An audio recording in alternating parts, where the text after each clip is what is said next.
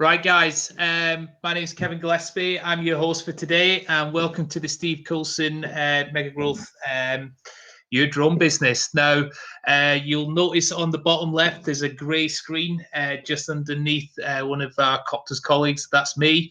And I'm going to be a visible host today, and let Steve and Jamie, who's joined us, take the spotlight and talk you through it. I hope you've all had a good day so far, and we hope you're going to get some real value out of this today. And I'm going to quickly introduce you to Jamie Cordin, who's one of the UAV strategists and training specialists at Copters. Do you just want to give a quick bio on yourself, Jamie? Cheers, Kev. Yes, I've been working with Copters for about 18 months now. So I'm part of the training team, as Kevin said, a UAV strategist. So I've helped around just over 500 people now start their businesses from the ground up and graduating through what we do here at Copters, and hoping to do the same here. Just some additional housekeeping. Amazing. Thank you, Jamie.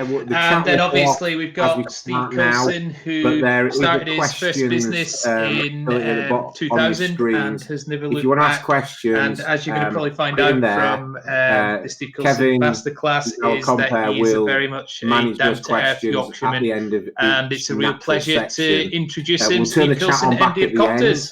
Take it away. And in the Q&A session. Now, we should be having James Pick, who's our surveying UAV strategist, join us around 2:30 for a little bit to put some more input from his angle, all being well. So we'll hope that the technology gods are with us.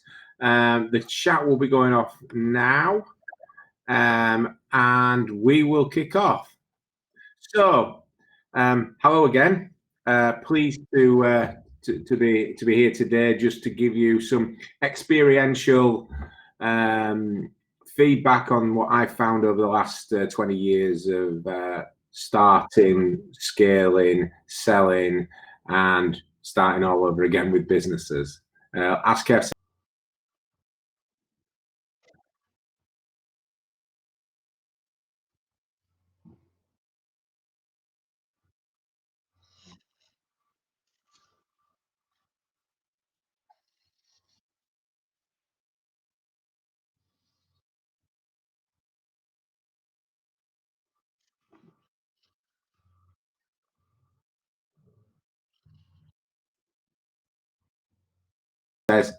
Pretty down to earth Yorkshireman, not come from any kind of stock or anything like that. So I just say it as what we're going to do today is there's loads of ground to cover. Can't go into anything in great depth, but what I want to sort of get over is the fact that we want to support you with our knowledge in growing businesses, but also pivoting businesses. If an existing business that might be in surveying or civil engineering or whatever, or inspection, that might want to put a drone strategy in place. Again, we can't tell you how to do your business, but we can give you some experiential learning. So we've got the 5 M's today, and I've managed to fit that together so it all begins with M. We're going to look at the market. We're going to look at mindset, and I'm not going to get you to do any meditation or hugging trees, but I think I know it's very important, and it's something that's so often overlooked in growing and scaling a business. We're going to look at marketing, and marketing is an all-encompassing thing, not a siloed thing. It covers every aspect of the business, including sales, and you need to be all over it, basically. And money, money, so important. You can't run a business without money. And I'm just going to go over some of the essentials, the things that we've learned over the years. And then moving forward in the new norm, post-COVID-19, or living with COVID-19, and also what we can do for you. And Jamie and Jim should be able to give you some great insight there. And then we'll have a Q&A session. Expect it, trying to get through it in about an hour and a half. It might be an hour and 3/4, might be 2 hours, but we're going to keep your attention. So moving on. some of what's in here is that this is a really blatant plug for my book, Big Thinking for Small Business, which is was an Amazon bestseller and has been at #1 in 2 of the sections. And I'm pulling some stuff from there, some stuff from other places, to give you a real oversight into what I think and what I believe. So just a bit of background. Started our first business in 2000. We worked for a technology business, not involved in drones, in West Yorkshire. Had some great ideas, took them to the boss. The boss said they were rubbish, so we walked out and we set our own business up. Probably been repeated time and time again since time immemorial. But that's how it happened. Worked in our boxer shorts in our bedroom for 6 months with no pay. We had £6,000 between us. We won 2 quid award for enterprise. We're in the Fast Track 100. We've sold about £170 million in B2B revenue over the years. And our first business was an 8-figure sale to a PLC in late 2018, start 2019. We started Copters in 2016 because we wanted to embrace new technology, because we've been so long in a laggard industry that didn't really embrace technology. So Copters was born in April 2016. We've had, on average, 100% year-on-year growth, and our forecast turnover by 2023 will be around 20 million. So warning to half of you, and this might come as a challenge because it is a challenge. My experience, many people's experience, is 50% of you won't take a blind bit of notice of what I say. Not judging anybody, just reporting. So I hope you're in the 50% who will take something from this, because whatever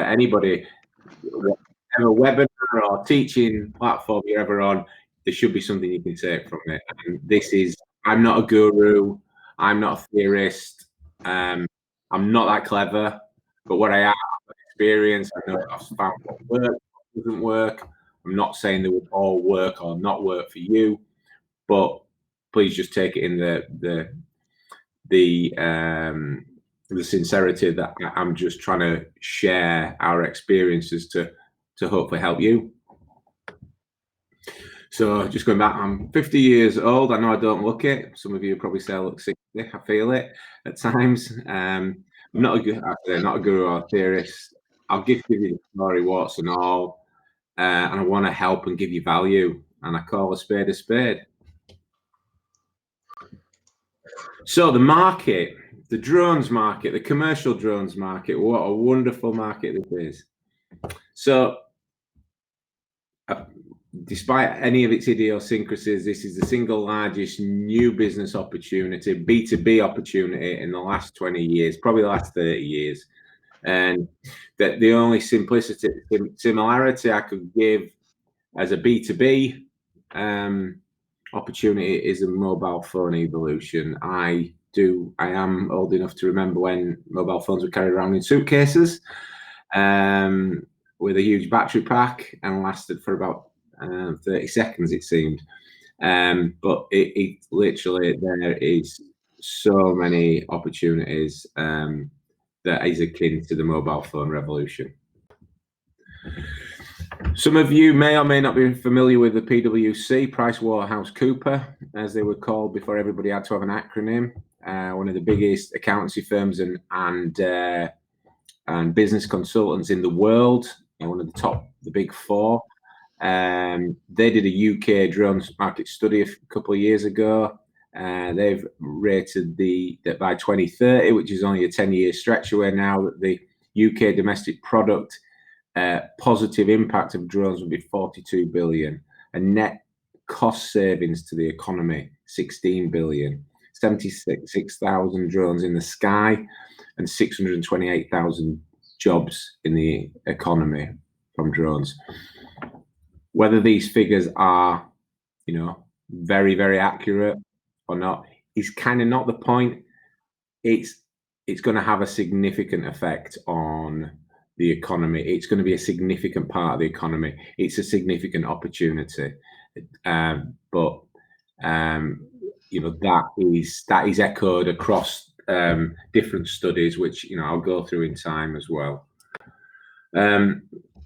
This isn't being done by my 3-year-old daughter. It's me trying to use a computer. I probably we should have left it, but I wanted to annotate something here. Some of you will or will not be aware of product life cycles, and product life cycles, especially in the early days, have worked as the market now, as companies go bust. They're too early, they're too late, they've got the wrong product. And they call it the chasm. Chasm of disillusionment is one that's been used many times. Where are we? Where were we ahead of COVID-19? I think we just crossed the chasm, and that has been borne out by the fact of the activity that we're still seeing in the market. The business that's being done has shown that we've crossed that chasm, and we are on the exponential. And I know exponential graphs, we'll all be sick of them, but it's true. We're on that up, that very, very steep rise now. Normal product life cycle, if it's just a one-off product, will dip down at the other side as the early and late majorities buy the product. But the great thing about this market is that drones will just keep getting better and better and better, more reliable, more capable. So that dotted line will eventually start to plateau, but it will keep rising, and it's not going to go away. We're not going to reinvent the drone. So this was a study that was done by Tractica and backed up by a Reuters study as well.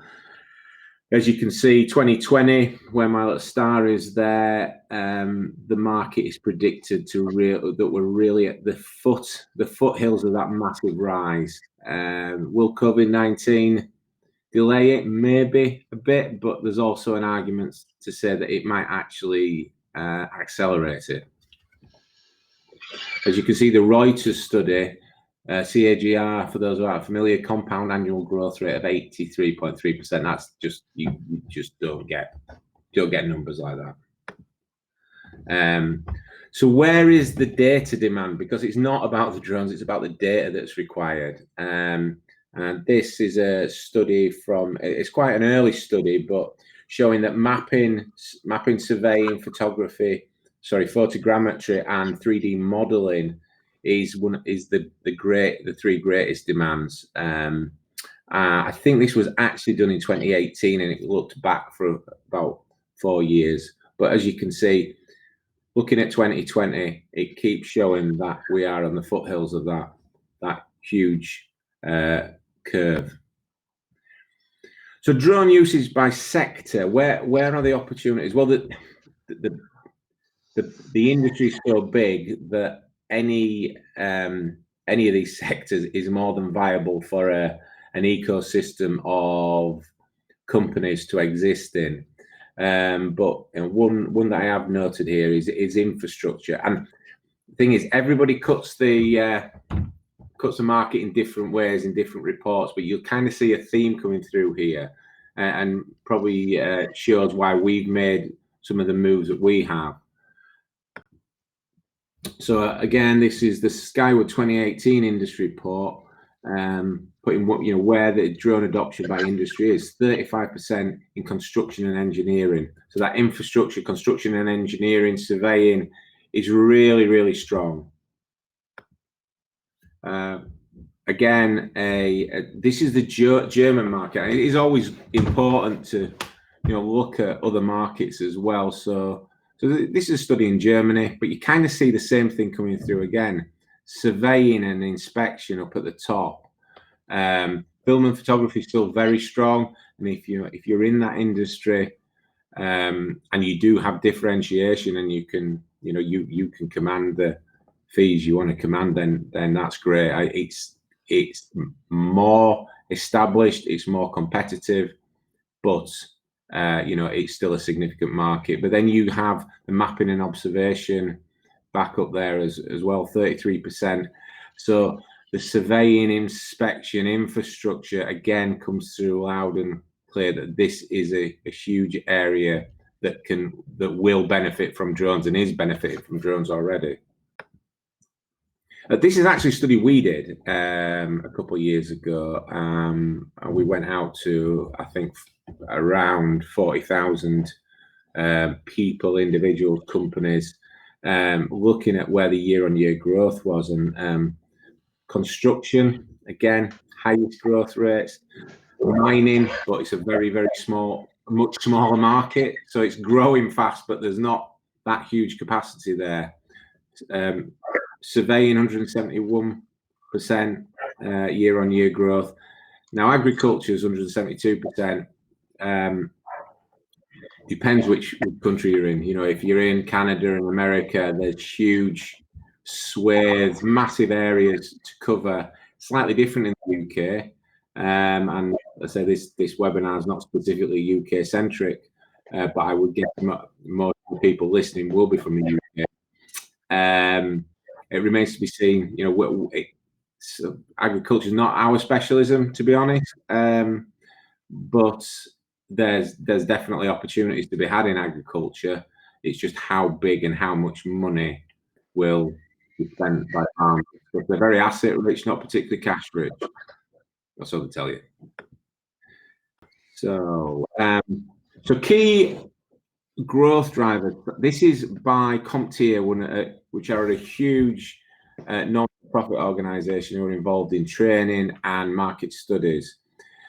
These are key growth drivers by drone providers in the year ahead. What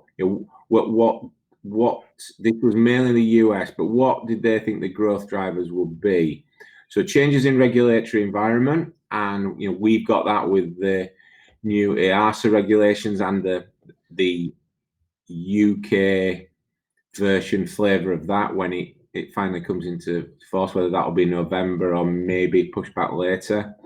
Hardware, expansion of hardware capabilities, and we've had the first expansion of hardware capabilities in the M300 in the last week that has kind of taken things to a different level. And as we see from market rumours, the technology is in other areas is going to start advancing as well. There's other manufacturers bringing things out. Flyability with their Helios 2 for confined space inspections with drones has taken it to a whole new level. So that hardware capability is improving and increasing. Expansion of service offerings, I think, is kind of hand in hand with the hardware capabilities, but also the skill sets of the industry, the professionalization of the industry as the industry upskills. So it's not just hardware, it's hardware, it's processors, it's individuals, knowledge growth. And I think although people don't like it, some of the manned aviation procedures that are going to allow more of the BVLOS, EVLOS type operations. And I think I'll go to the bottom one, the expansion in new customer segments. So when we talk about surveying and infrastructure, for example, or inspection, there's a myriad of different subsections to that. So you could be a company involved in inspections, but your interest is only in offshore wind turbine inspections, or you just do flare stack inspections, or you inspect sewers. And we'll talk a bit more about differentiation going forward and how important it is to know who you serve.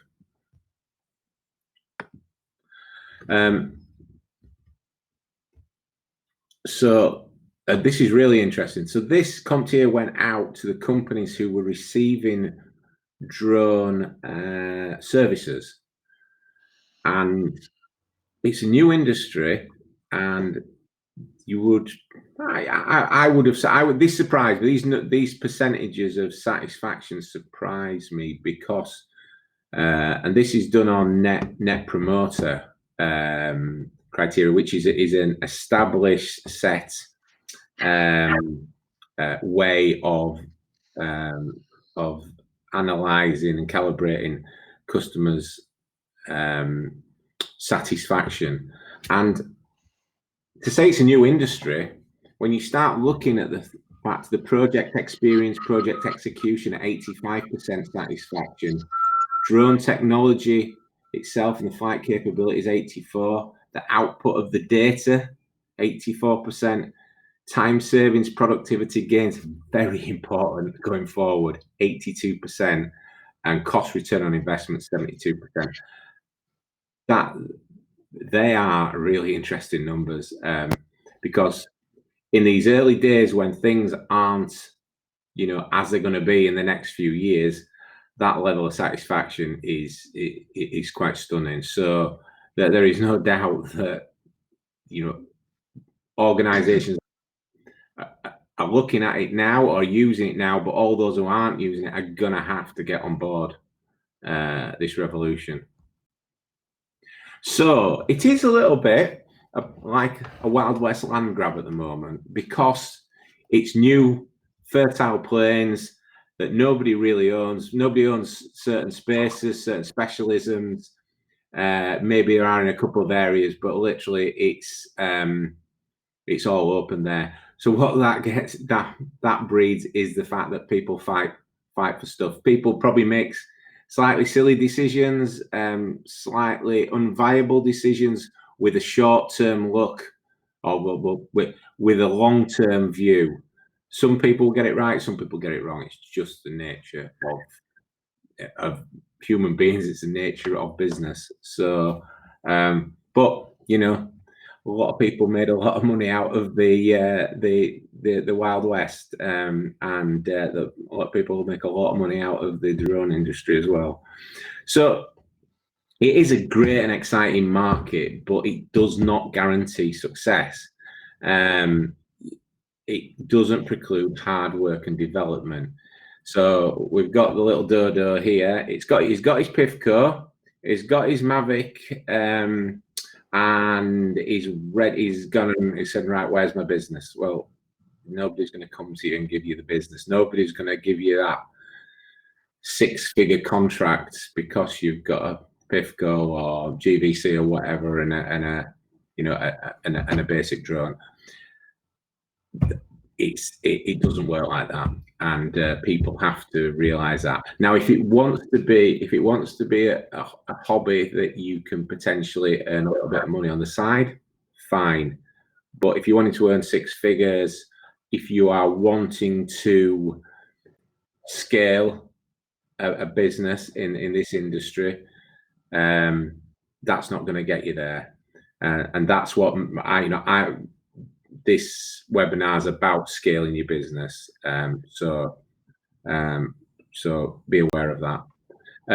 Next one is mindset. Kev, do you Steve, yeah, I was just about to jump in. Yeah, perfect. Could you turn chat back on just for this while we take a few questions? If I can work out how to do it, Kev. Yeah, no problem. Well, that's the first question. Yeah, so brilliant. So we've opened up chat again, guys. Just to reiterate the housekeeping at the start, if you've got any questions as we go through as Steve goes through the webinar and the masterclass, in the bottom left, you'll see something called questions and open questions. If you type them in there, I will, when we get to relevant sections, I'll stop and we'll ask Steve so everybody can hear them, and we can move forward from there. Right, so first question that we've got is from a Luke D, and it's on the market, Stephen. It's a question that comes up a lot, and it's always that question between are companies going to bring it drones in-house, or is there going to be a market for subcontracting? And Luke D's asking, you mentioned inspections, but I'd imagine large companies to train staff internally to get drone licenses as an addition to their job. So how do you make an entry into that industry? It's a good point, and it, like any other industry out there, there tends to be a mix in it. You can't.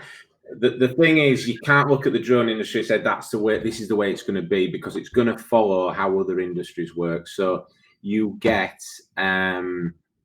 let's call it, say, engineers in sectors. You get employed engineers and contracted engineers, and businesses will find the right level for them. Some businesses will be completely have their own in-house staff until they get a real rush on of something, and then they're going to have to take contracted staff in. But they may only do it as an exception. You'll get some businesses that are, very balanced, maybe 50-50. You'll get some that have very few do it or none doing a certain task in-house, and it's all contracted out. That is what happens across industries, from IT to engineering to care workers, wherever that is the way it goes. So there's going to be a mixture. Yes, there's going to be large companies and there are large companies that are getting their own in-house drone teams. Absolutely, and I always expected that to happen. However, there's always going to be a mixture. The great thing about having contractors is you can turn them on and turn them off as you want, and that, as a contractor, you should be aware of that and ready for that. There are some big names who are doing service provision now, and some have been around for a lot of years, some have been around for not so many years, but they're successfully running that model. Great, thanks, Steve. Hope that answered your question, Luke. And I'm going to move on. It's not a question, but I'm just going to, it's a Mike, and apologies if I get your surname wrong, but it's Mike Pazowski. You've asked a question about how many hours of flight time would you recommend before taking any official drone pilot qualification when starting out. Jamie will be covering that in his section a little later on when he goes through all the training requirements. So if you just hold fire, you will hopefully get all the information you need then. If not, we'll ask Jamie the question and he'll be happy to answer. Right, we're starting to see a few more questions come in. Seen a couple of these. There's a question from Richard, Steve, in terms of how do you see regulation affecting the whole of the drone market from leisure to business? Well, I mean, I'll also get feedback from the other two guys who are on, but for me, and it's always been the case, I've come from the offshore marine industry, where we embrace regulation. If you're giving a great service, or whether that's you're supplying goods, you're supplying services, you're doing a bit of both, or whatever, regulations you should see as a barrier to entry to potential competitors. So embrace it as an opportunity rather than a barrier to yourselves. How do I see it affecting it? I think it will. I think it'll drive demand, because if you've got regulation, you've got protection of your customer base.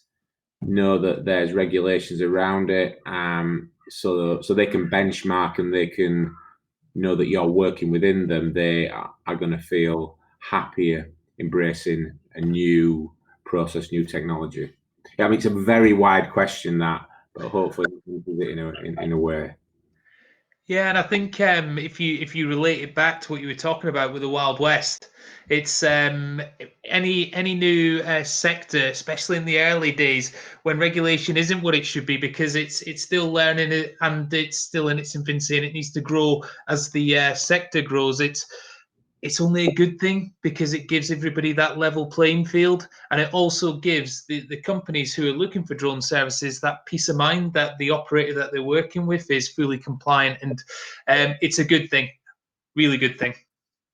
So next question, let's have a look. So this one's from John Pentrith. Hopefully I've got your surname right, John. I find this one quite interesting, actually. Just going to throw it out there, left field for you, Steve. How do you think the urban vertical lift, i.e. unmanned Uber passenger carrier drones market will develop?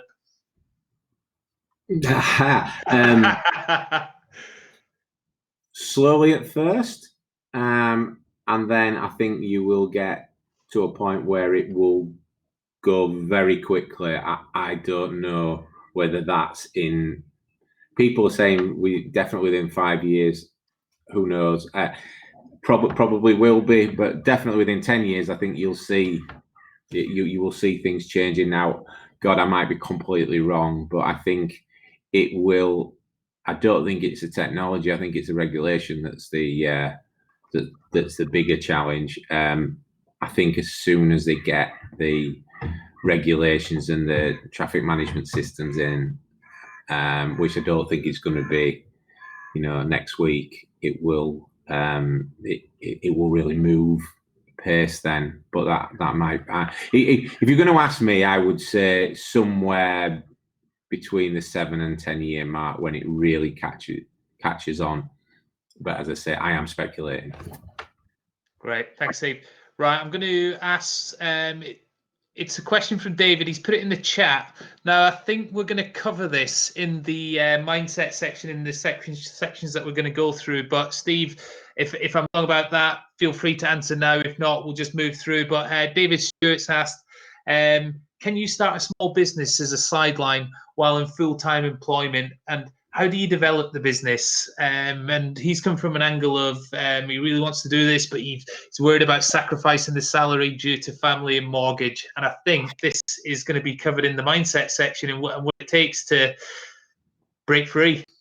Yeah, it's a good, and it's not an unusual question.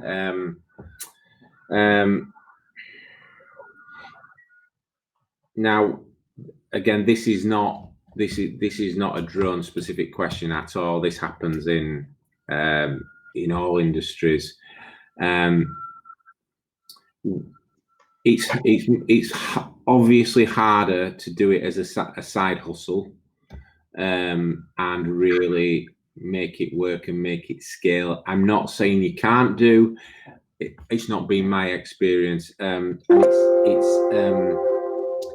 It's the risk that you're wanting.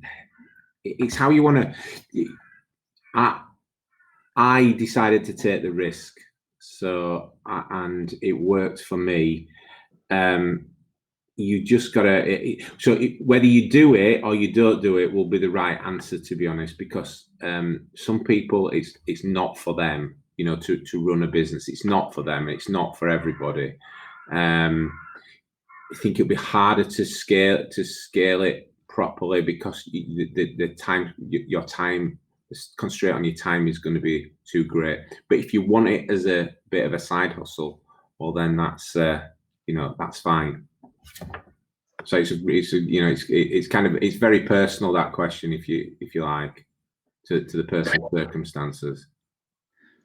Yeah, I agree, Steve. And hopefully, David, as we go through the rest of this masterclass, it'll maybe help make your mind up on what direction you want to go down. So what we'll do is we'll stop questions there. But as we move through, if you can remember to populate the questions, because I will ask Steve them and the rest of the group. And you may have seen someone else's face appear on the bottom. That's Jim Pick. He's our surveying expert, UAV strategist. I think it's safe to say he's probably the leading drones and surveying specialist in the UK at the moment. I don't think anybody else has helped more organisations adopt drones into their operations. So really pleased to have him on this. He wasn't on last week's one, so this is nice little treat for you. And Steve will introduce him at the appropriate time. But we'll crack on, Steve, because I'm conscious of time as well. So let's roll. Sure, I'm just going to have to change the layout so I can get to the button to change the slide. So bear with me a second.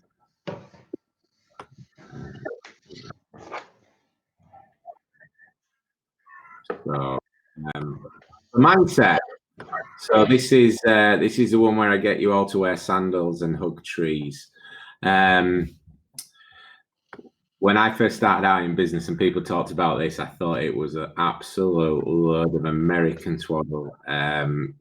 If I'm really honest, what I found over time is that actually it's completely not, and it's absolutely something. If you want to be successful and grow in a business, you've got to get your mindset right and be absolutely brutally honest with yourselves. So, so these are the sort of top performer traits. This is not my. I haven't compiled this, but this is what comes around all the time. That you gotta have passion for what you're doing, because if you're not passionate, you're not excited about it, you're not going to jump out of bed and change the world. But perseverance, resilience, and proactiveness is absolutely essential, because you're going to get knocked down so many times. Everybody else's problem is going to be your problem. And actually what glues it all together is this right attitude, which I would call the mindset. So you've probably all seen this slide before, which is, or not a slide before, but a picture on planes when we all used to travel on planes. Remember them days? That you need to put your own mask on, sort yourself out before you can sort others out, and that is absolutely the same in running a business. You have to look after you up here before you can really move your business forward. So you need to ask yourself, why the hell am I doing this? Because it's bloody easier to go to work for somebody else and worry about that. They can worry about paying your wages every month. So what are you seeking to achieve? Is it to build a business so you get a value so that you can sell it for £1 million or £2 or £10 million in a few years' time and sail off into the sunset? Is it to draw? You want to start it, but after a while you want to take a back seat and maybe earn £5,000 a month for other people to run your business, and you can just take it easy and be really hands off, because you can do that. It's very possible to do that.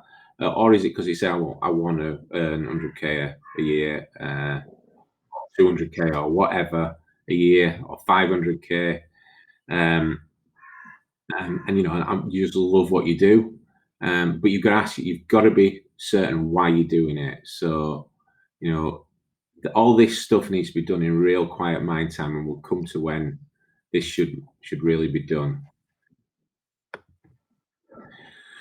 So first things first, looking at the brutal facts, you've got to be brutally honest with yourself. So you might be working for somebody else, you might have started a business and it's faltering, but be absolutely honest with yourself. And as I said, again, this is done in quiet mind time, not while the kids are running around your feet, which is difficult at the moment with us all in lockdown. But it might be stuff that you do whilst you're out on a walk, or you can take yourself away somewhere. Where are you currently in your life? And if you've got a business, your business. If you've got a business, what's currently special about it? Is there anything special about it? And it's not to despair if there isn't anything special, but to actually know there's nothing special about your business is a fantastic first step. So what self-development have you done in the last year? I've done so many interviews over the years. I probably mostly salespeople, but across the board. And I can tell you the percentage that I've been honest with you, that they do a lot of self-development is probably 1%, if that. So what self-development have you done? How have you developed yourself as a person over the last year? And how hard are you prepared to work at making this a success? Because there's lots of people tell you it's really easy. You don't have to, you get out of bed whenever you want, do whatever you want, don't have a routine. It's completely rubbish. It is more important than ever to be disciplined and have a routine and work damn hard to make it work. There's no point in me coming here and saying that's not the case. That's not to say that you're slaving like an idiot and never seeing your family. It's just you need to work smart and hard. So there's two mindsets in essence. There's the growth mindset and the fixed mindset. And the growth mindset, and I know this because I used to have a fixed mindset. And when I started the business, I had a fixed mindset. And it was only over time I was finally realizing I needed to learn that I realized I had a fixed mindset. So if things happen, it's always somebody else's fault. If there's always a reason that you didn't do something, that's a fixed mindset, because you're completely responsible for your own actions. You have to take accountability and responsibility for your business, for your life. If you can get that into your psyche, then you can move mountains. Absolutely move mountains. But you have to that if there's nothing else out of this today, that is a single thing I could say. The single thing that resonated with me when I realized I couldn't blame anybody else for anything else. And the only person I could blame if something didn't go right or happen was myself, because that's liberating then. Because you don't need it. Yeah, in essence, then you don't need to rely on anybody else. So this manifests itself into sort of the victim and victor mentalities. So the victor, where you've got a growth mindset, is ownership, accountability, responsibility. But if you're the victim, you blame, excuses, etc. And don't get me wrong, it's not that somebody suddenly goes to the growth mindset and never falls back into the fixed or the victim. It happens, and it's just like, but then you realize it's happening and you can do something about it. So there's a fallacy in this world about talent. If you've got to be talented to do X, Y, and Z, you've got to be talented to achieve great things. It's not true. It's literally the hard work will trump talent every time.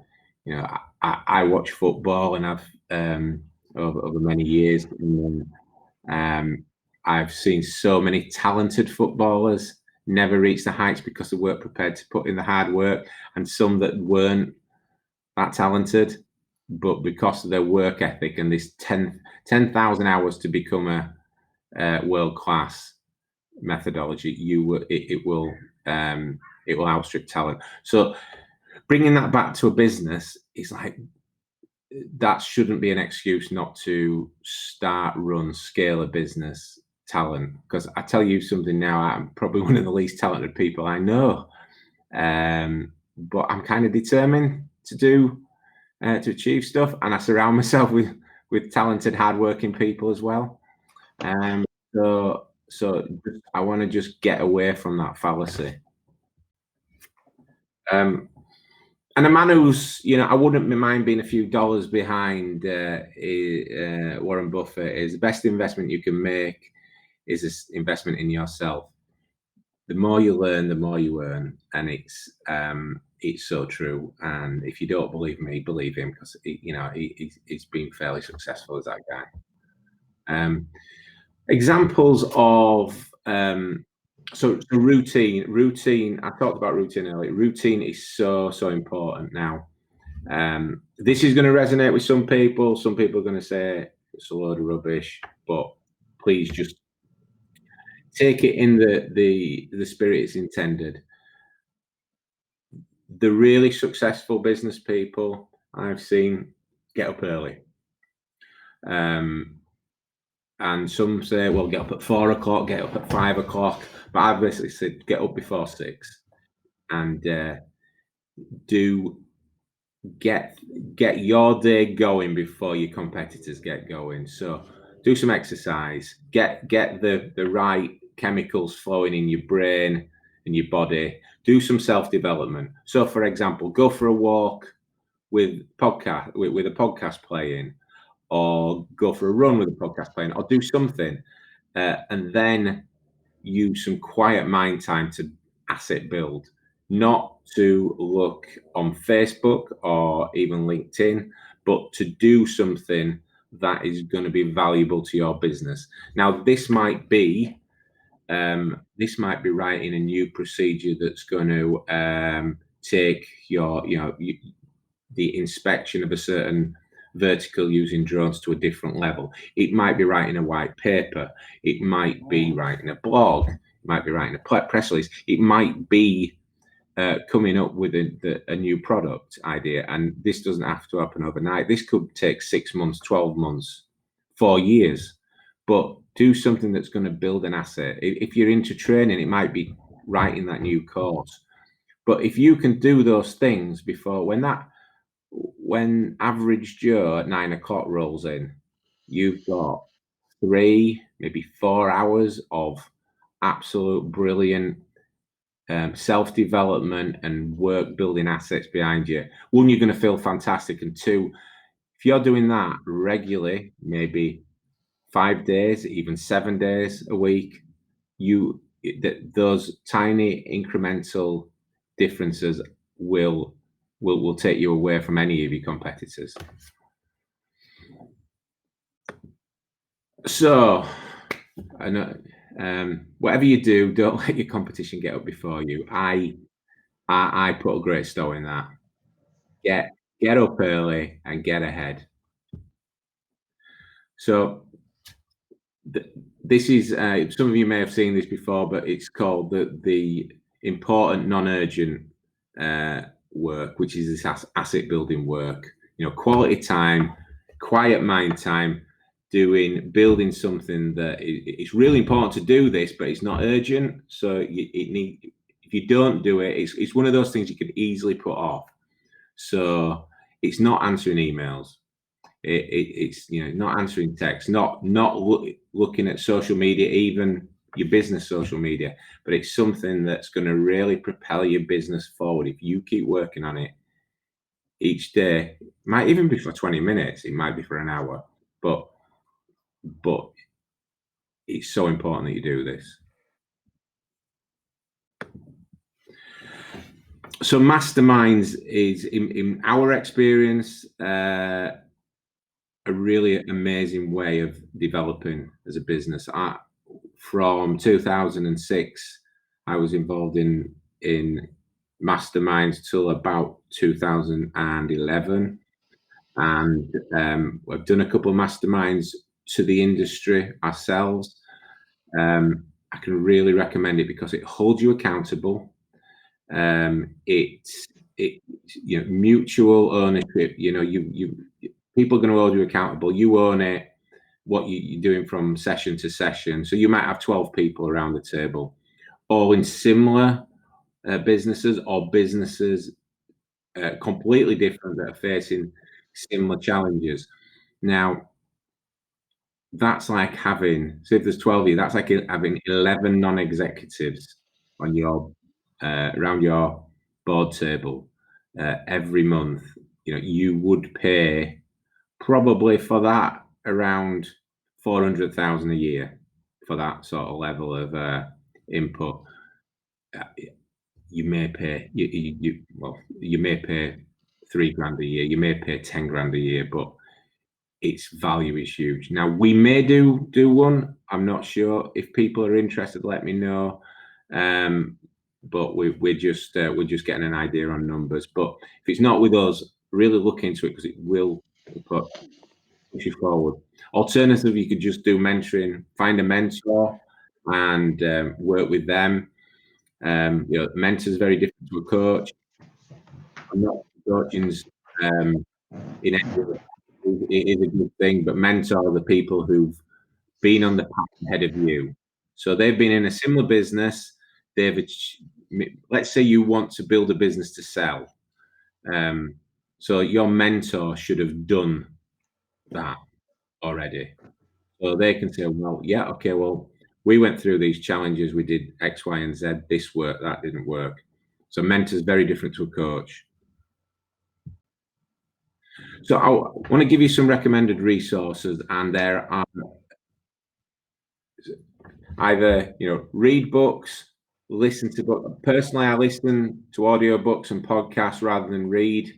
But whatever's right for different people. But it might be watching YouTube videos, whatever it is. But these are some of the things I recommend. And you'll get a recording of this, but there is a myriad out there. So the 5 a.m. Club will teach you how, by Robin Sharma, will teach you how to have a morning routine that's world class, that will absolutely push you forward. The E-Myth is about small business, and the traps to fall into. It's been around for a long time, but it's an amazing book. Good to Great was probably the biggest single influence on my earlier career. Ready, Fire, Aim will show you how to get going, get doing things, stop procrastinating, because people do procrastinate with a new business. It's, oh, what if this happens? What if that happens? Well, just get on and do it. JFDI. Big Thinking for Small Businesses, a very up and coming new author. I'd recommend that one. Life Leverage by a friend of mine, Rob Moore, he's wrote a lot of books. Very, very a very good book on how to leverage out things that you're not good at to concentrate on what's in your flow, what's good at doing, so you can do £1,000 an hour work, not £12 an hour work. Some of the podcasts on the bottom, many of you are probably on it. There's a few different drone podcasts. The Ask You Drone podcast, for me at the moment, is probably the best one. And these are free, by the way. And Robin Sharma Mastery Sessions podcast, very, very good on mindset and setting you up to be the best you possibly can be.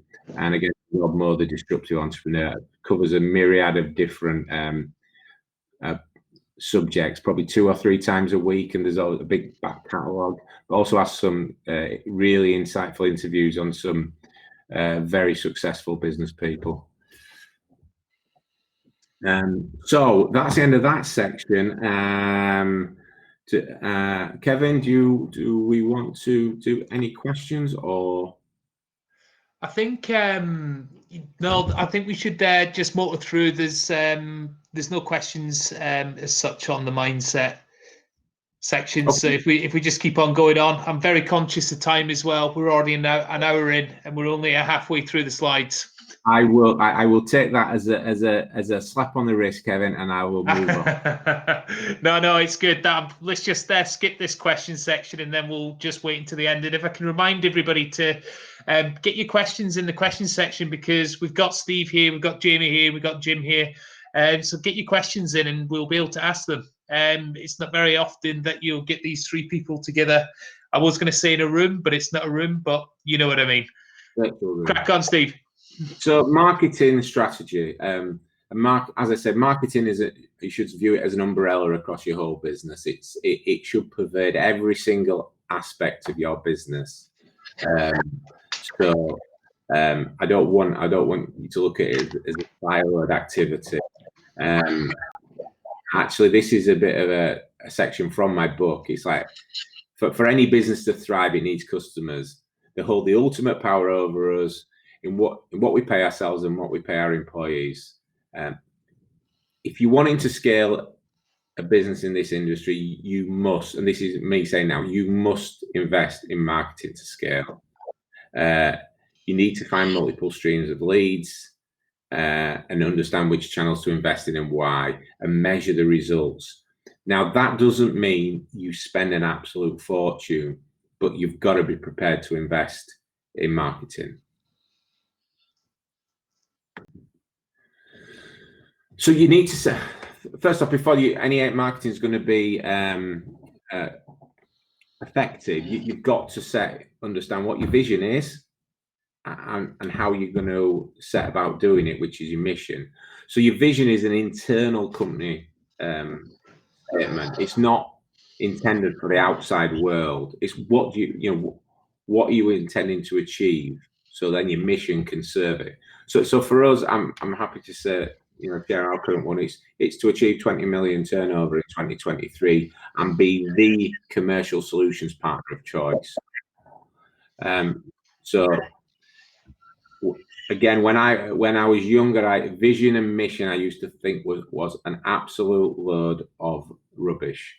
I thought it was an Americanism. I thought it was a waste of time, and let's get on and sell stuff.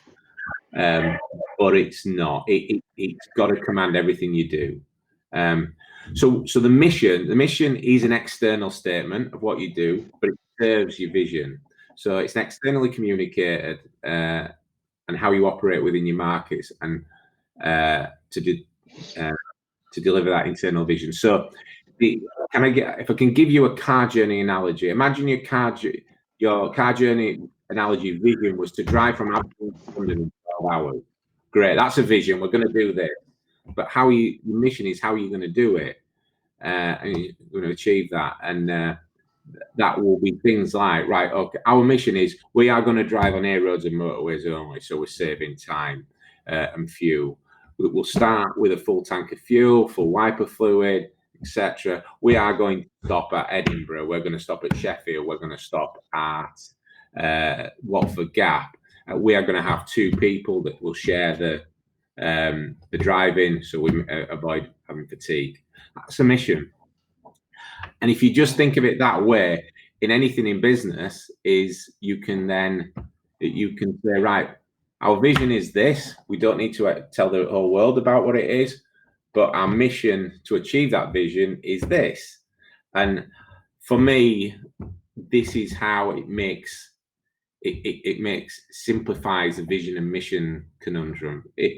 That's all it is. And so I would absolutely urge, if you don't have a vision and mission, is to decide what that is. That's your first quiet mind time asset building thing. Decide what that is. Spend time over it, get it right, because that will then inform everything else you do. So where do you start? So look at the basics, and it does say, where do they hand out online? It means it's supposed to say, where do they hang out online? So, and I've said online because mainly people, especially now, hang out online, not physically. So if you've identified who your customer is, your customer's persona, where are they? Where do they hang out online? How can you get in touch with them? And choose 2 or 3 marketing channels of communication to engage with them. That might be LinkedIn, that might be email marketing, that might be telemarketing. But test those, make sure what works, and what does work, become prolific on them. Get prolific on those, so they are delivering leads, and then in future, then you can start expanding out into other channels and other areas. You've got to differentiate in your marketing. You have to be different from other people. You have to own a space that others don't. I'll very quickly see if I can get any chat on this. If I was to ask, what are the safest brand of cars? I wonder if I get the answer. I think I will most often. If somebody wants to put it in the chat. What do you think the safest brand of car is? Volvo. That's really interesting, because it's about the 15th safest car. Somebody said Honda, but and it may well be. But the Volvo is about the 15th safest car. But they decided that that's what the space they were going to own a long time ago. So I think that's just showing it. Volvo differentiated themselves by owning that space. And I'm not saying you don't have to, because you should try and be the best, but that is just an example that Volvo own the safest car positioning in the market. So you need to differentiate your claims, where that's what Volvo did with safety. Differentiate yourself with technology, and differentiate yourself with your skill set as well.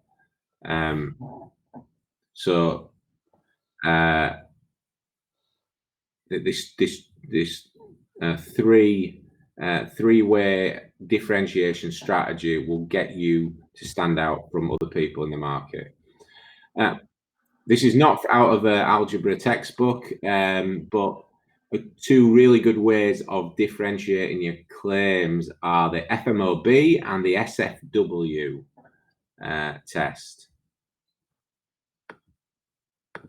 So FMOB is you should look to be and look to find where you can be the first, the most, the only, the best. So Volvo went for that, the most, the best at safety, or the most safe car on the market. But you need to keep looking at anything you do, anything you can find as a point of differentiation. What can you claim to be the first at? What can you claim to be most at? What can you claim to be only at? And what can you claim to be the best at? You might be the only, let's say, drone inspection company in Nuneaton. Apologies to the probably several Nuneaton-based drone inspection companies there are, but you kind of get my drift. If you've done something before anybody else, if you've got a qualification before anybody else, if you've been approved by anybody else, you're the first company to do that. And until anybody else gets that, you're the first and only. You might have done more surveys with fixed wing than anybody else in the southwest of England. So you're the most. You've got the most surveying knowledge in the southwest of England. You kind of get my drift. Hopefully, that use this model to help you differentiate your claim, and should pull through to your marketing as well. So use this test with any new products, promotions, and services you provide. SFW is so effing what? I got complaints before for me swearing, so I'm being on my best behavior today. So, get your wife, husband, lover, friend, whatever, to say, well, I've got this idea, blah, blah, blah, and get them to say, so fucking what? And if you can do 5, you can get past 5 of them, you've got something really good. Or you're really good at arguing your case, and that's sometimes enough.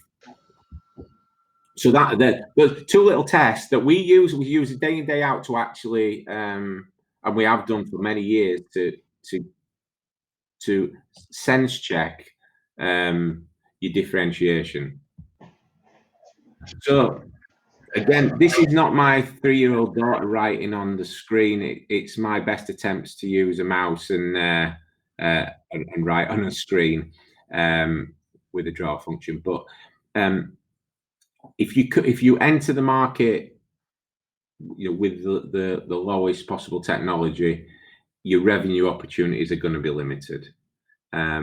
So and that doesn't mean if you buy something for 300 grand, you're gonna suddenly get masses of revenue. It's about making informed decisions, talking to experts, and I'll tell you something now. It's not about drone experts. It's about industry experts. That is so important. That somebody who's so into the tech of a drone will tell you anything because they love the technology. But this is a business to business technical solution that the end customer doesn't care about the drone and technology, they care about the data. So you need to make an informed decision, but you're not going to earn the need to earn with a toy, even an expensive one. Differentiate your skill set.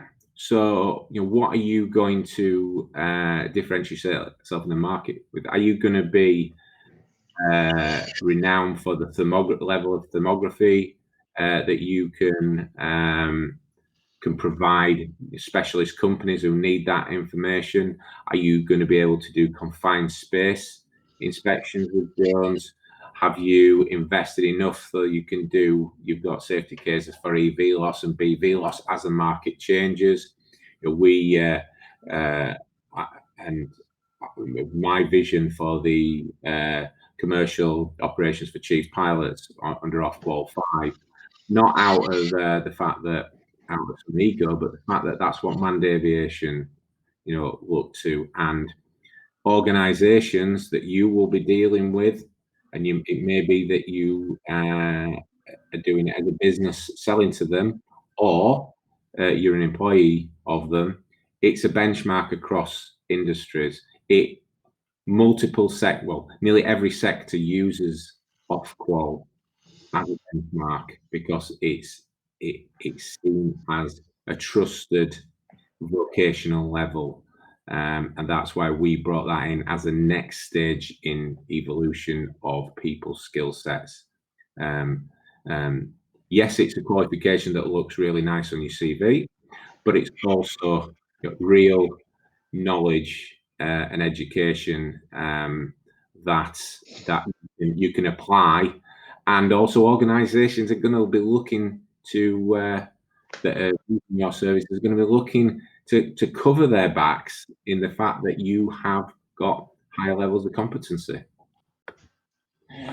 So market positioning. Hopefully everybody's energy levels are high. I won't get you to stand up and jump down on the spot because that would mean I would have to, and you'd see my belly. So I'm not going to do that. But hopefully the energy levels are still high. We've got about 20 odd slides to go. So market positioning. If you serve everyone, you serve nobody. So so you need to know who you serve.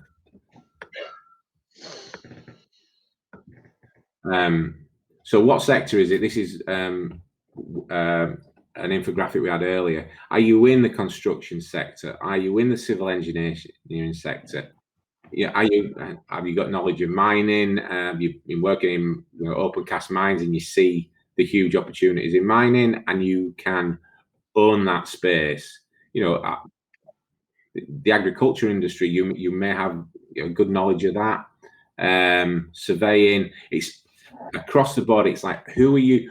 What is your specialism? What are you looking to double down on?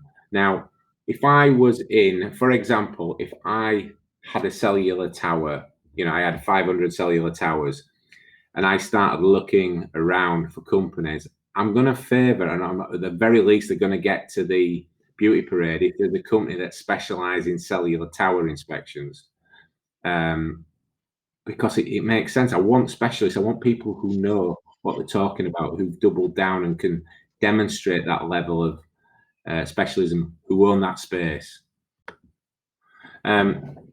If you're a service provider, I would imagine that a lot of people here are service providers, but it might be that you're a training company. It might be that you are an enabler like we are. So we do training and hardware, software, consultancy to bring it all together. But probably many of you will be either looking to be to provide a service or looking to expand what you already do. But where is your service specialism? Are you into, again, thermography, architectural photography, roof inspection, confined space inspections?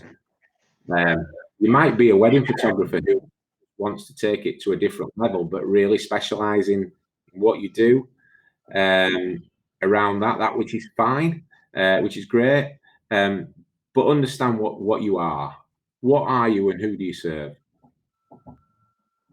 So this is just some examples. This is just, again, wasn't my daughter, it was me. And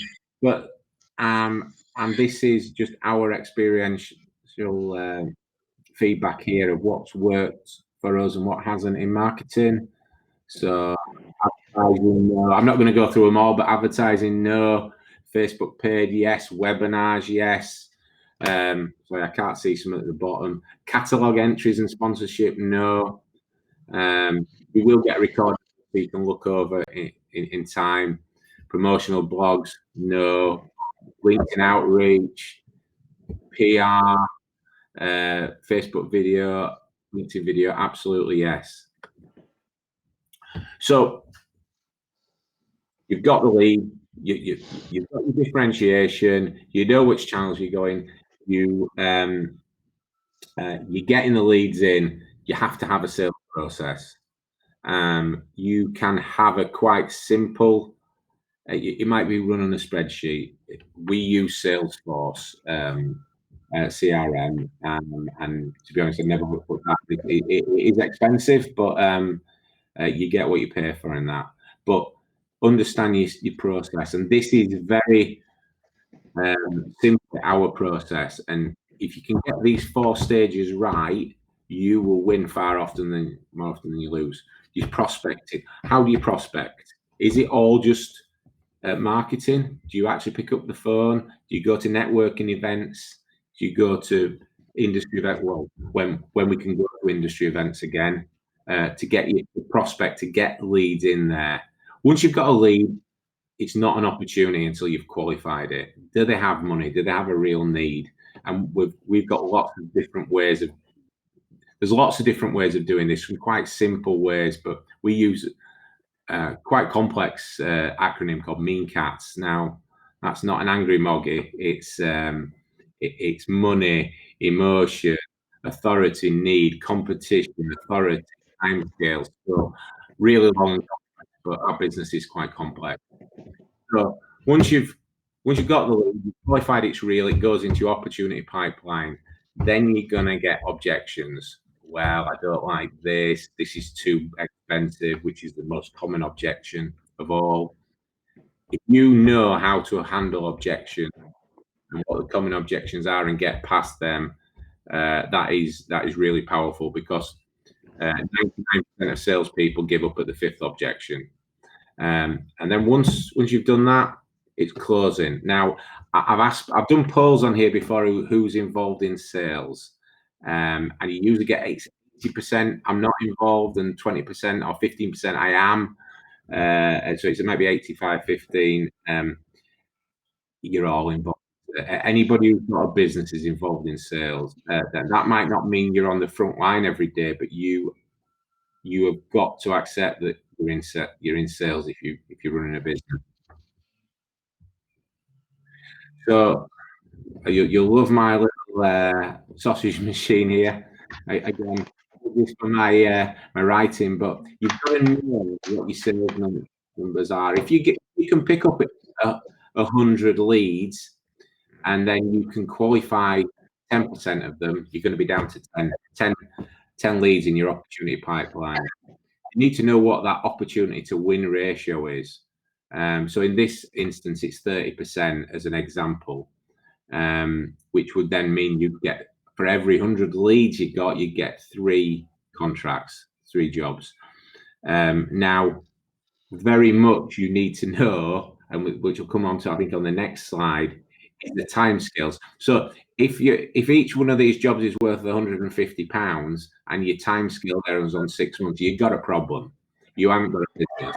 But if each one is worth £1 million and your timescales is your opportunity pipeline timescale is a month, you've got a bloody good business. So you need to know what your numbers are. So this is a very, very simplified version of that, but actually it doesn't need to be any more complex than that. You need to know what these numbers and ratios are. So next we're on to money. Kev, how are we doing for time? Do you want to talk, or do you want to wait till the end? Hi, Steve. No, let's do some questions now. Let's just do, because they're building up, and if I go down to the bottom, let's have a look.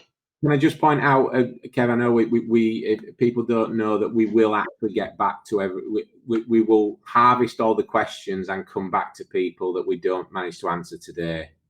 Yeah, absolutely. And you will have seen Haley in the chat section as well. We will be sending a recording out, as well as the slide deck, for any slides that have been overtaken by Jamie and Jim's face. Right. So Jamie's been doing a good job of commenting on the questions, but for the benefit of everyone, I will ask you a few now. So this one's from Phil Steve, and he's asking, in terms of revenue streams within Copters and looking ahead, are you able to give a loose idea of which areas are most profitable and what areas you feel will show potential growth within the business? For example, product sales, training, service delivery, etc. Well, we as a business don't do service delivery. I would just point that out because we can't be poacher, and gamekeeper at the same time. We decided that very early that's not what an enabler would do. But to kind of answer your question better, all areas are growing really fast. Training is very, very profitable because you're not actually buying a physical product, but your investment comes up at the front end. So training will continue to expand massively as the industry grows. Product sales, product sales have continued to, through COVID-19, because there's so many different industry sectors, continues to grow. So potential growth within the business, I'm going to answer that it's slightly different based on markets. We definitely see the surveying, the GIS space and industrial inspections as the fastest growing area of the drone world. That's where we see most growth. We've got a very, very healthy public safety sector, and that will continue to grow. But where you can make real return on investment arguments and benefits to customers is in the industrial inspection and surveying, infrastructure, GIS space. Thanks, Steve. And I guess when you were talking about going through the marketing section and we were talking about how you differentiate yourself in the marketplace, I think one of the big things that Steve Copters has done is diversify what we do. So if you look at other drone organizations, they may work with one drone brand. It could be DJI, or they may work with Parrot. One of the decisions that Copters made very early on is that if you want to be a full 360 solution provider and enable companies to unlock the potential of drones, you've got to be able to offer solutions that match exactly what their requirements are. And you can't do that if you're just working with one type of drone or limited to one company's set of software. You need to have that diversification to truly deliver value. And I think that goes hand in hand in terms of what we're talking here. And that question as well is, and Steve's hit the nail on the head, it's all growth, because when you're a 360 solution provider and you can offer all that, sky's the limit, really. Don't know if you agree on that one, Steve.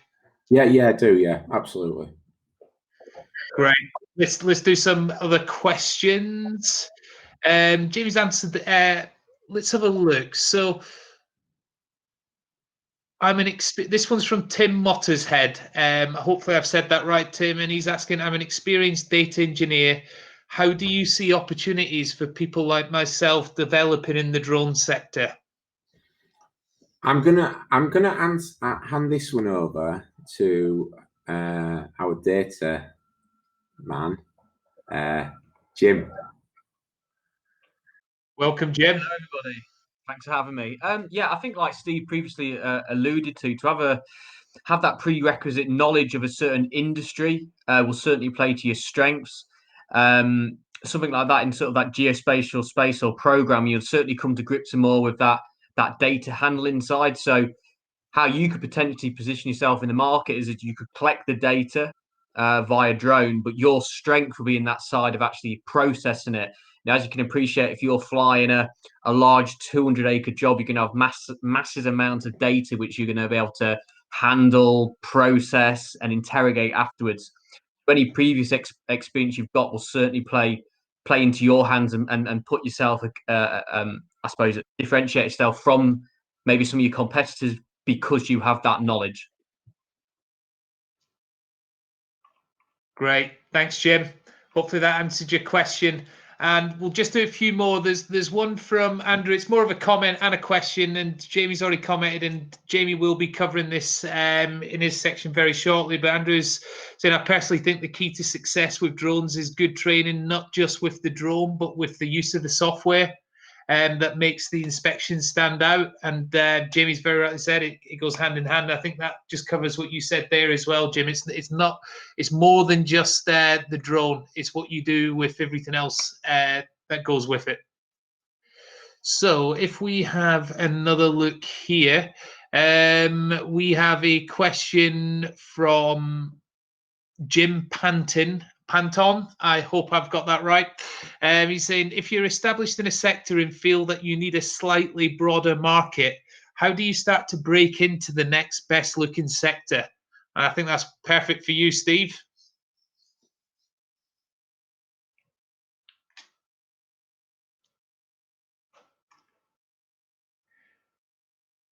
Steve, I think you might be on mute. Thanks. I was just testing you were paying attention. Thank you. Yeah, thanks for that question, Jim. You have a great advantage if you're in a market. I believe I know which market you're in. To use that experience and case study on the next best sector. Let's say you were in, for argument's sake, inspections in something like the water sector. That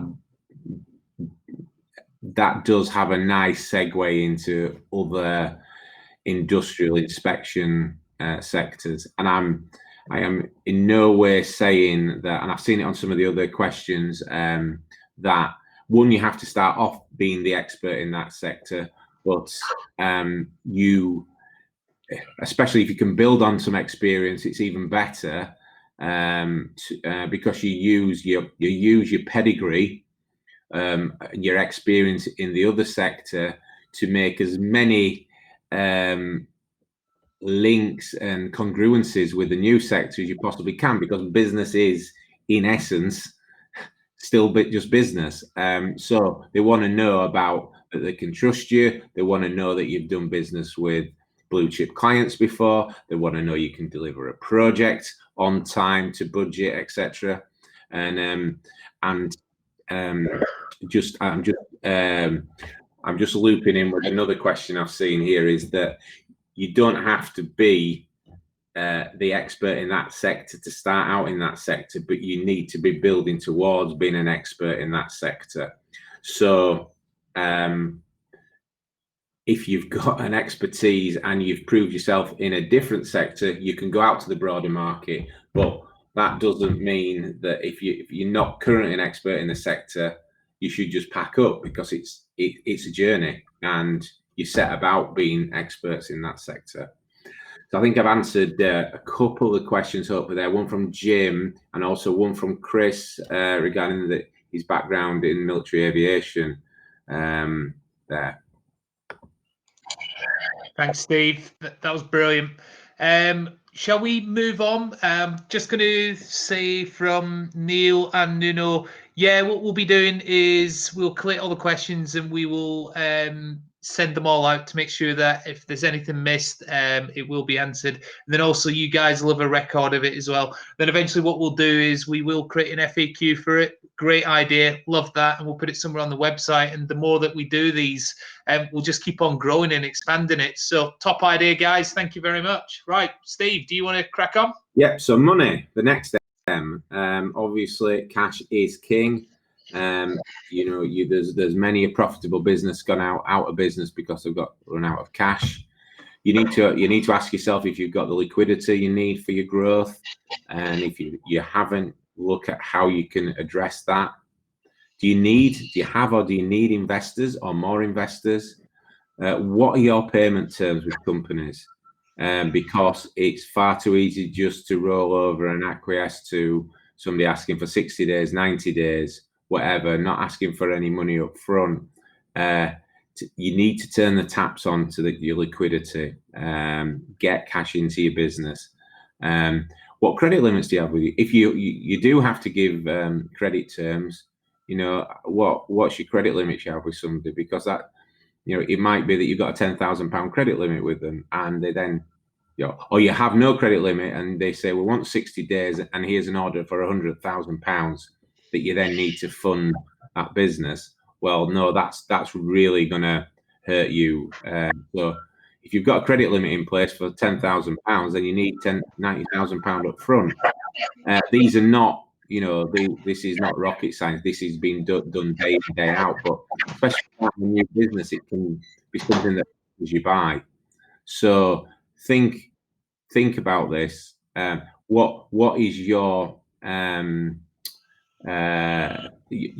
standard starting point? And I would suggest your standard starting point should be that you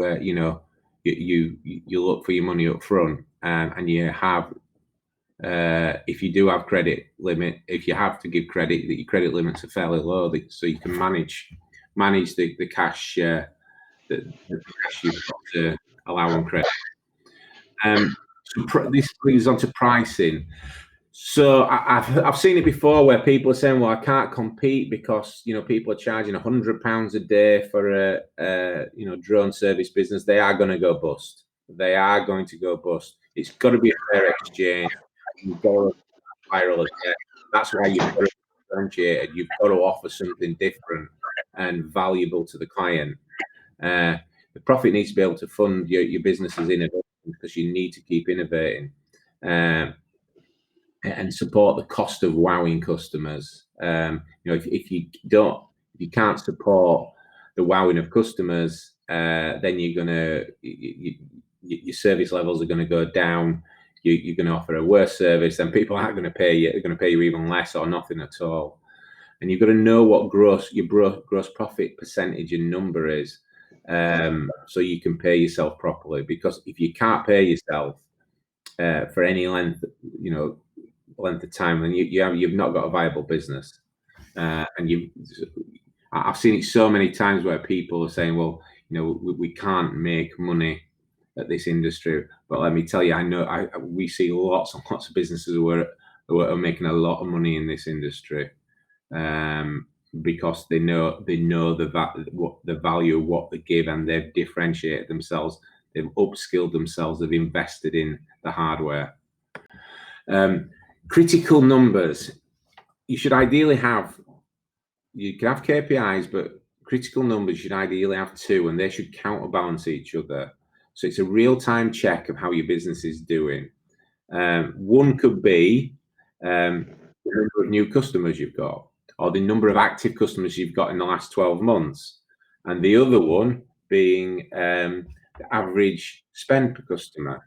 So if you suddenly, let's say you have a huge surge in new customers, you think we're doing great, and then you see your average spend per customer go down. You know why? Because you're potentially giving business away. Ideally, you try and you're upping your new level of active customers, and you're upping your average spend per customer. That's where you want to be looking. Sometimes they'll probably fluctuate around, but then you can see why.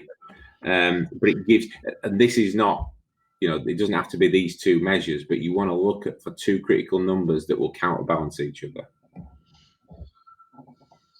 So moving forward, I'm going to move on, Kevin, so we do, because I think this will we can go to Q&As at the end here. So drones in the new normal. That we've all probably seen that drones have been used in the COVID-19 outbreak and continue to be used in different guises. But what's it going to mean as we either come out of COVID-19 or we learn to live with COVID-19 in the new normal? Well, there's going to be a need for less human contact. There's going to be a need to save costs. That is for sure. There's a need which will necessitate the use of automation. There's going to be less manpower available, and it's all going to mean it's going to be the age of unmanned technology.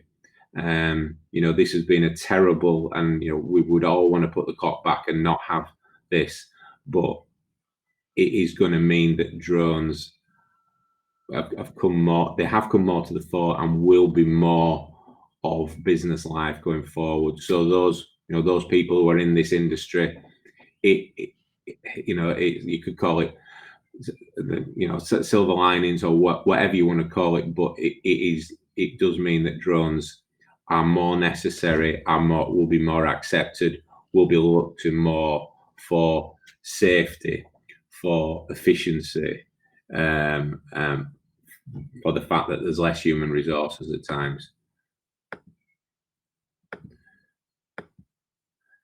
So what next? So my opinions, if I can just distill it down, get your growth mindset journey right.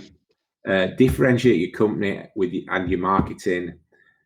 Get a business strategy together with a vision, mission, and know who you serve. Invest in the correct training, hardware, and software, and basically seize this opportunity.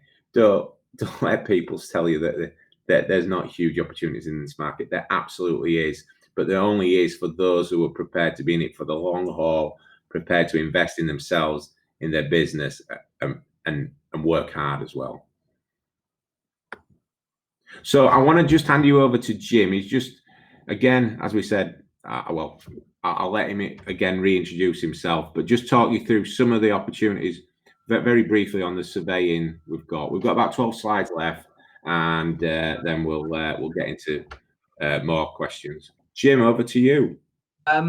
My story now, I find myself here today, is I studied surveying and mapping at Newcastle University some time ago now, and it's where I first came in contact with drones back in 2013.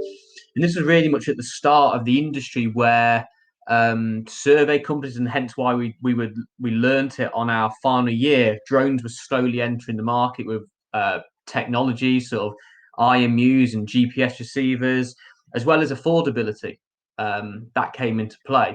So I used drones in my final year dissertation on a coastal monitoring site, basically comparing it with traditional based data collection methods with drones.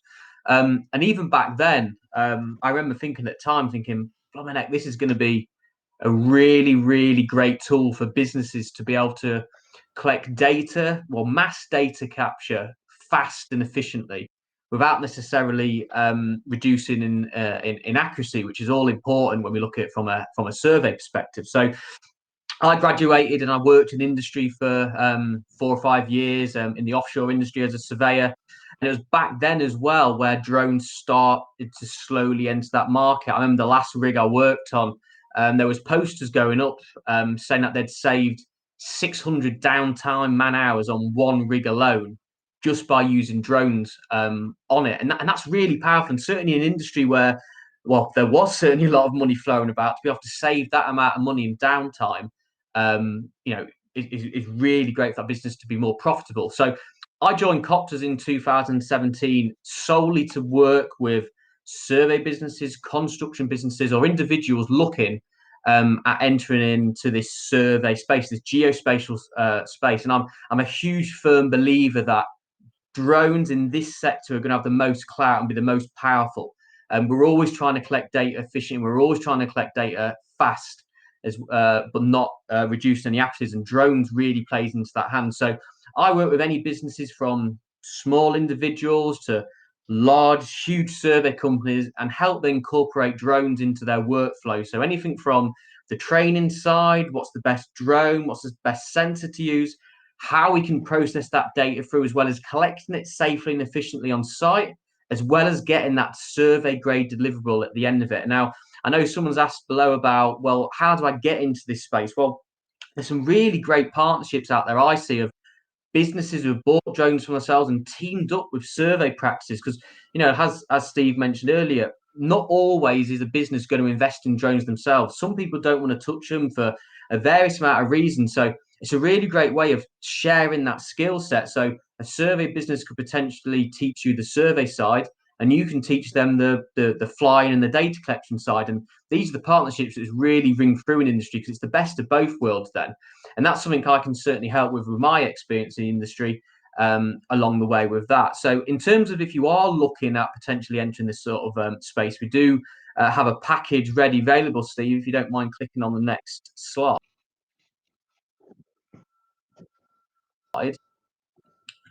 So this is the Phantom 4 RTK. I'm sure you've seen it by now. It's been in the industry for a couple of years and certainly familiar from it based on the Phantom, but this is different to the Phantom 4 Pro. It's got a calibrated camera there, which is vitally important to get that survey grade accuracy, and it's got this survey grade RTK module, so you can use this in collaboration with a course correction service or the base station. So what's really great about this drone is it's affordable, it's familiar, it's not starting off with a huge drone, and you can still get survey grade accuracies with it as well. So typically we're getting around the 50 mil in the X, Y, and Z. So this is a fully comprehensive package with my support and advice along the way for you to get the most out of your data collection and processing as well.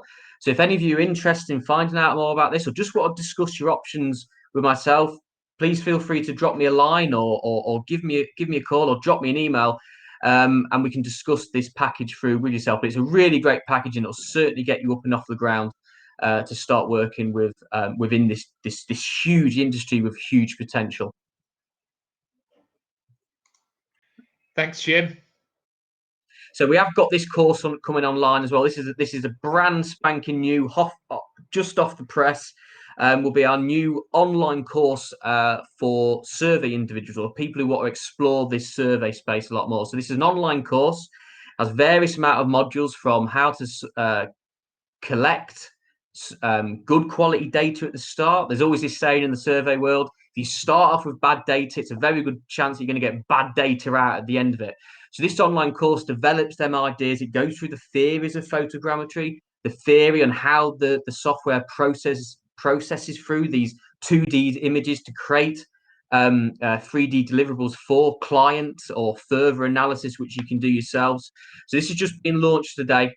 And it's a really great course. I've sat on it and I even learned bits and bobs from it as well. I thought was really great. So if this is something you're interested in as well, you can put a deposit down with that and you'll get your login details in a couple of weeks when it's officially launched. But yeah, great opportunity here, and you've got my support and service and experience along the way to help you out.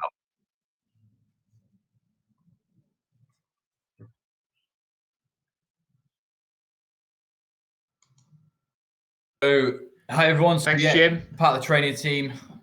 So helping a lot of businesses get started, around 500 businesses through myself. So it's getting you through that training, what bundles are right for you, passing you on to people like Jim, to Steve, to have that one-on-one mentoring and getting you through this. A little bit conscious of time, so we'll get through this nice and quickly, and we can answer all your questions at the end. But ready, Steve?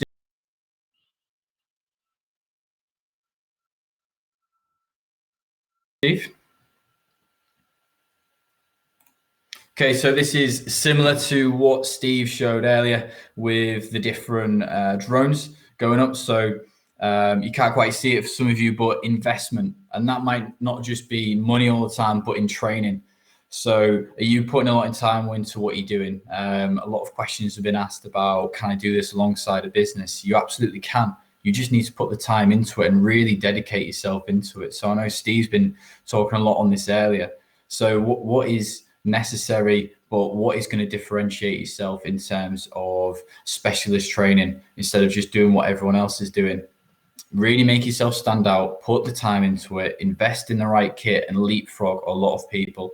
So in terms of the industry, yeah, we do get a lot of the Wild West comment. The new regulations will knock this on the head, and I will be going into this in more detail later date. But in terms of training, if you train with someone like Copters at this high standard, you will leapfrog a lot of people. And with our help and get the right hardware for you, again, it's all about leapfrogging and putting yourself in the best situation to really hit this market. And then, yeah, next one, Steve. So yeah, with Copters, we have trained the most pilots In terms of our trainers, they've already done it. They're working in the industry. We've handpicked them because they're the best at what they do. And when you can have that one-to-ones with them, you're going to get the most value from them. And we've had some amazing feedback. A lot of it is very humbling. It's great to see. We're doing our online training now at the moment, and we have question and answer webinars for you to get in touch. If you're stuck in anything, we're here.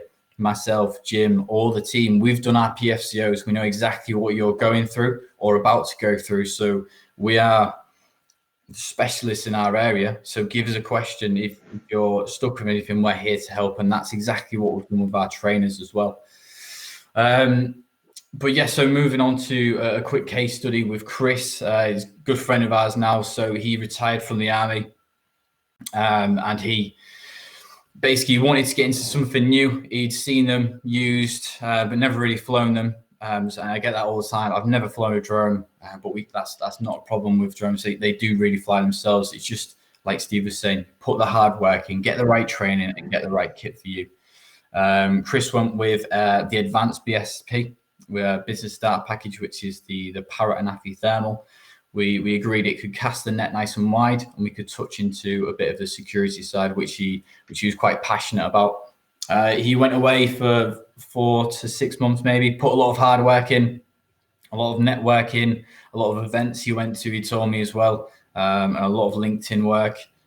Came back and did the off-call level 5 of ourselves, looked into a lot of operational safety cases, a lot of human factors was a big point for him as well. And shortly after, with the help of that and Nigel as part of our team, he then landed a big win with a security tender, which was fantastic. Now we're currently looking at the next step of investment, which is a Matrice bundle, and again looking into that security industry. But yes, so that's fantastic, and there's plenty more different situations I can go into at a later date with different case studies that people have graduated through our training and what we do.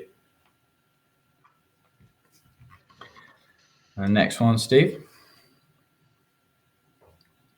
So yeah, off the back of that, with our PFCO, we are doing an offer with this webinar like Jim. So the PFCO, limited places for this and the off-call level 5 that I just mentioned with Chris.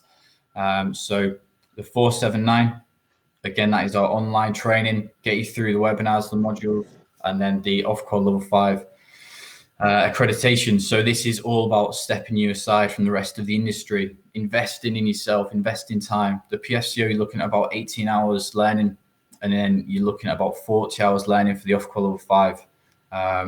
Level 5 and level 4, this is just a real display of the standard of teaching. So HNC level or second year of university, it's that standard of teaching, which is, again, making you stand out.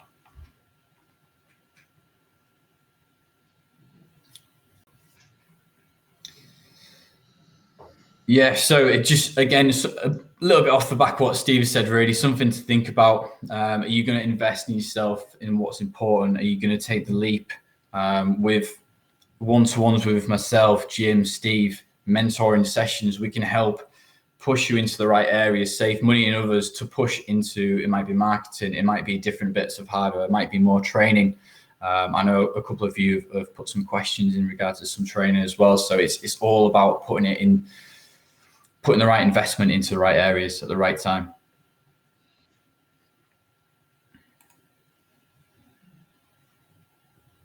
Okay, and then next one, Steve, when you're ready. So yeah, our business starter packages, so they are what they say on the tin. It is all about putting you in the right situation. So it's training, it's the hardware, it's the software, and really pushing you to get everything in one go, really kickstart into the industry. So if we'll just skip on to the next one, this is a quick breakdown of the business starter packages that we have on offer.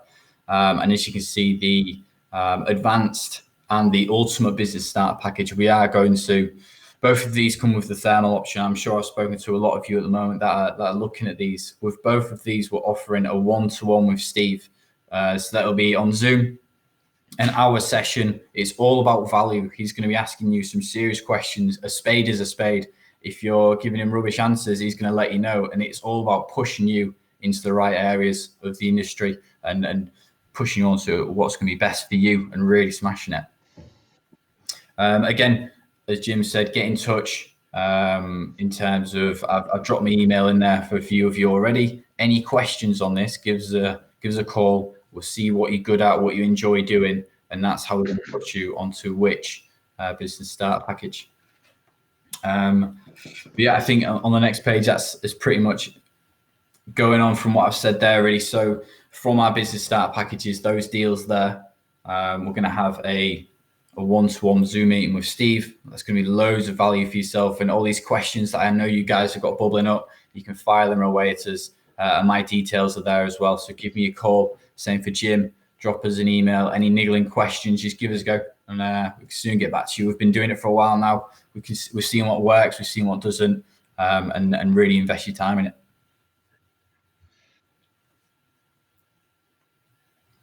But yeah, I think that could be it. I think that's moving on to the question time, Kev. Yeah, thanks, Jamie, and thanks, Jim. So there you have it, guys. And when it comes to the training, they are, like Jamie said, exclusive offers to everybody who attended the Steve Coulson Masterclass, and we're running it until midnight on Friday. So make sure that if you are interested and you want to start a drone business or adopt drone technology into your current business, then don't hesitate. Make sure you jump on it. That's what the guys are here for. Now, I'm going to go into some questions, and I'm going to very conscious of time. So what I'm going to do is go straight into it. So we have a question from Terry Clark, and he's asking, do you have to have an off-qual level 4 before attending the off-qual level 5 course? And I'll direct that one to you, Jamie. Yeah, so in terms of the off-qual level 5, the only thing you actually need is to have sat your PFCO course. Ideally, it does make sense to do the PFCO level 4 because it's already stitched into the training course that we do. It means that our PFCO is harder, but we like that. We'd prefer to be trained to that level 4 standard when you're out in the industry. So yeah, going on PFCO, you can jump to the level 5, but if you're training with us for that small investment more, you might as well just go for all 3. To just clarify, no, you don't have to have your off-qual level 4 to sit the level 5, just your PFCO.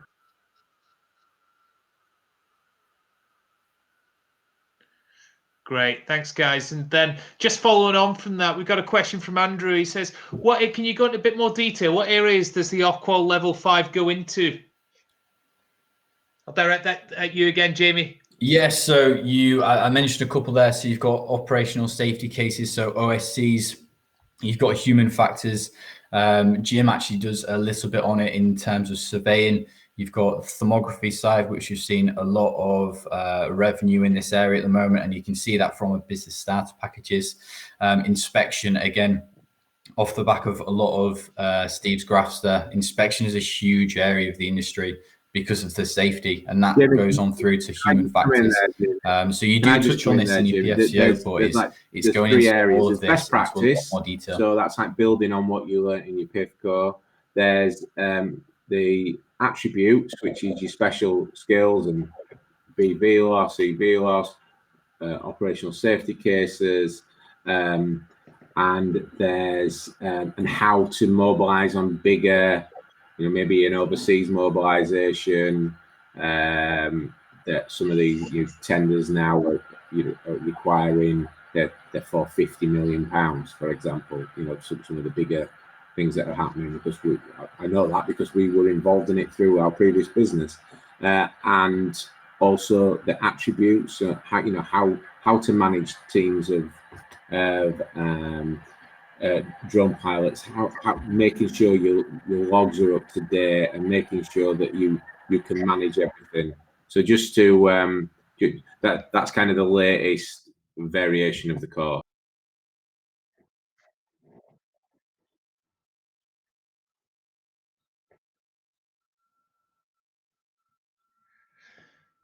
Great, thanks, Steve. Thanks, Jamie. And I mean, just from the last cohort, I know that we're people from Sellafield doing it, and we had some people just, but from confidentiality reasons, can't name names, but they decided to do the chief drone pilot course because they were operating security in Afghanistan and Iraq and big contracts. And we find a lot of people who do it are doing it because they have a fleet of drones and they want one to have that level of experience where they can manage the fleet, and then obviously all the operations that come with it as well. So yeah, it's a big step up, and it's definitely worth it. And especially if you want to differentiate yourself, that keyword that we keep on going on about in the marketplace as well. Right, let's find out something else. Let's get some more. Okay. And this question is from Chris Flanagan. So Chris is saying, as accountable manager, what training do I need to make sure in-house staff have so they are trained appropriately to deploy and fly drones? And I'll put that question to you again, Jamie.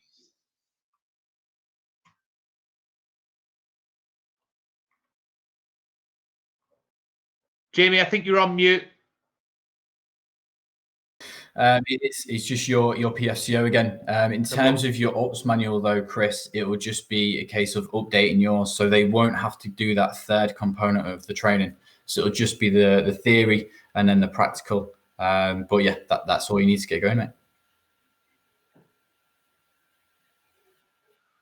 Put anything on that as well?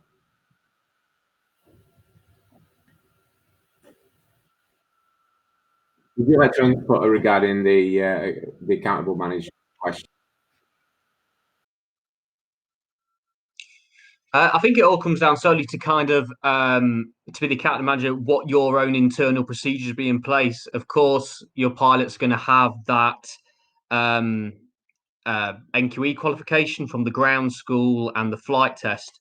But I think what's important is that your business yourself will also set them standards in place. So that might be a case of you'll have the qualification, but you might do an internal test to make sure that the pilots meet your bespoke needs. Certainly from, for instance, an inspection point of view, an inspection business might put you through a test of, how can you achieve the desired results in an inspection point of view, as opposed to just being able to pass a flight test to get the qualification.